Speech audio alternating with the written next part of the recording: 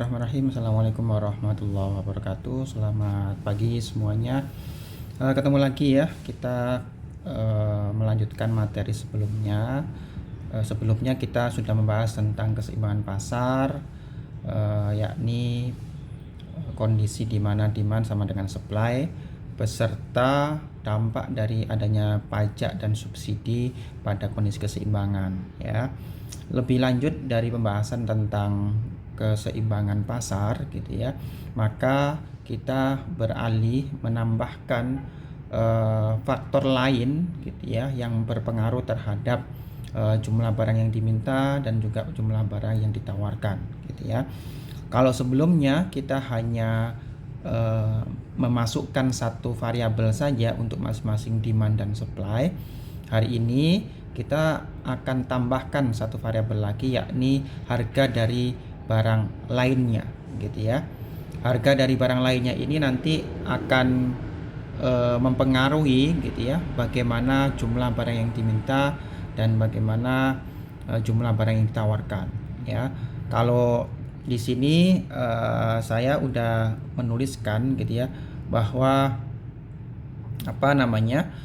quantity demand gitu ya. Quantity demand untuk barang X itu merupakan fungsi dari PX, harga dari barang itu sendiri, dan juga harga dari barang lain ya. Sementara untuk yang jumlah barang yang ditawarkan untuk barang X itu merupakan juga fungsi dari harga barang X dan juga harga dari barang Y ya. Sehingga nanti ya untuk fungsi dari barang X dan barang penawaran untuk barang X dan permintaan untuk barang X ya, itu bisa kita tuliskan ya dalam persamaan linier yang ada dan juga sudah saya tulis di bawahnya yang ini gitu ya. Yang ini di mana nanti gitu ya ini akan menjadi bagian gitu ya untuk bisa kita menentukan apakah hubungan antara dua jenis barang X ataupun barang Y ya.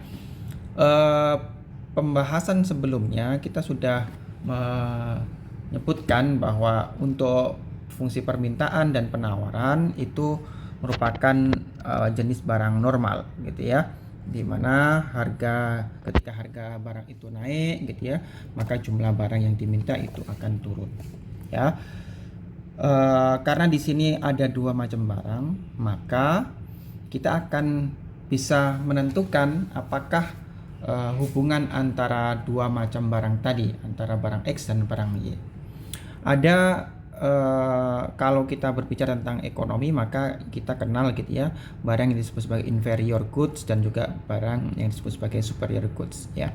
Inferior itu ketika terjadi kenaikan pendapatan ya, maka permintaan untuk barang tersebut itu akan akan turun gitu ya.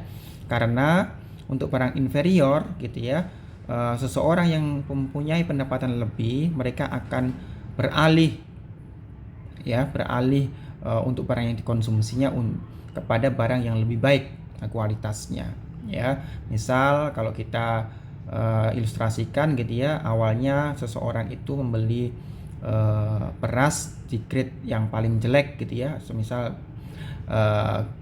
grade C gitu ya, itu adalah grade yang paling jelek, kemudian B yang lebih bagus dan A yang paling bagus gitu ya. Maka ketika pendapatan seseorang itu mengalami kenaikan, maka gitu ya orang tersebut gitu ya akan mengurangi jumlah barang dari beras grade C gitu ya, dan beralih untuk beras yang di grade B ataupun di grade A ya. Itu untuk inferior. Kemudian untuk superior ya, kalau superior berarti sesuai dengan positif ya. Jadi ketika pendapatan naik, maka jumlah barang yang diminta itu kemungkinan juga akan kenaikan karena dia akan sejalan gitu ya untuk pola konsumsinya. Lain dari itu, kita juga kenal nih ya yang namanya barang substitusi dan barang komplementer ya. Sesuai namanya, barang substitusi berarti menggantikan. Menggantikan apa? Menggantikan dari fungsi dari barang tersebut ya. Jadi yang digantikan adalah fungsinya. Bisa jadi bentuknya gitu ya itu berbeda, tetapi karena fungsinya sama maka dia bisa menggantikan. Misal beras dengan jagung gitu ya. Beras dan jagung itu sama-sama menjadi bahan pokok ya, sehingga beras itu bisa digantikan oleh jagung, atau sebaliknya jagung bisa digantikan dengan beras gitu ya. Di sini beras sama dengan X dan jagung sama dengan Y gitu ya. Ketika terjadi kenaikan harga beras atau barang X gitu ya, maka permintaan untuk barang X itu akan turun gitu ya. Kenapa kok turun? Gitu ya. Sesuai dengan harga, sesuai dengan hukum permintaan gitu ya. Ketika harga barang X itu naik, maka yang terjadi adalah quantity demand untuk jagung itu mengalami kenaikan. Kenapa? Karena ada pergeseran gitu ya, pergeseran permintaan dari beras yang lebih mahal, kemudian itu dialihkan kepada permintaan barang berupa jagung gitu. Makanya demand untuk beras turun ya, bergeser permintaannya lebih tinggi untuk jagungnya gitu ya. Itu substitusi. Kemudian untuk melihat apakah barangnya itu substitusi ataupun komplementer gitu ya, maka kita hanya perlu melihat koefisien dari C1 pada persamaan yang ini gitu ya, pada persamaan yang ini gitu ya. Koefisien C1-nya gimana? Kalau koefisien C1-nya itu positif, maka dia merupakan barang substitusi gitu ya. Jadi substitusi nih gitu ya. Kemudian untuk barang komplementer gitu ya, misal barang komplementer itu adalah barang yang ketika gitu ya tidak ada pasangannya gitu ya, maka fungsinya gitu ya itu akan berkurang gitu ya, atau enggak sempurna gitu ya. Misal kita ilustrasikan secara sederhana antara kopi dan gula gitu ya. Kopinya X dan gulanya adalah Y ya. Maka ketika harga dari barang X itu mengalami kenaikan, maka permintaan untuk barang Y ya itu akan turun. Kenapa? Karena permintaan untuk kopi gitu ya itu naik gitu ya, maka permintaan kopinya itu akan turun. Jadi perilaku kopi permintaannya itu turun, itu diikuti oleh perilaku yang sama untuk gulanya gitu ya. Permintaan untuk gula juga akan turun.